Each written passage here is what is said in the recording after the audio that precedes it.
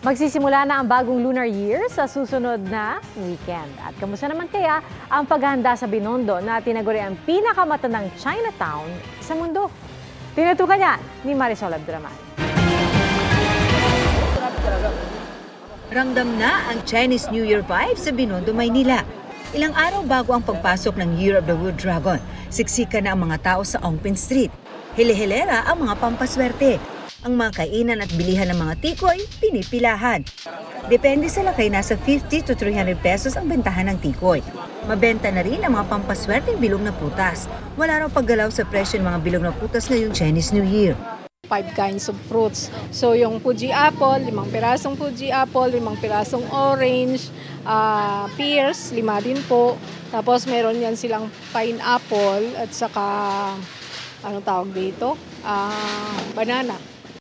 Mahirap din ngayon, medyo mataas lahat. Lahat ng bilihin mataas, di ba?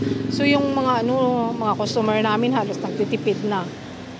Sa Plaza San Lorenzo Ruiz, sentro ng atraksyon ang Golden Tree na ito na favorite selfie spot ng mga namamasyal. First time po. First time po namin dito sa Binondo. Yes po.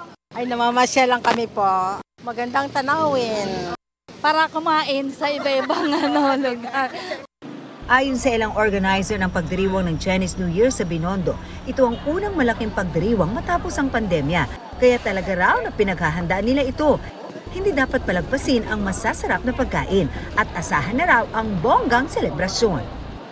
Para sa GMA Integrated News, Marisol Abduraman, nakatuto 24 oras. Mga kapuso, patuloy na tumutok sa mga balita, mag-subscribe sa GMA Integrated News sa YouTube.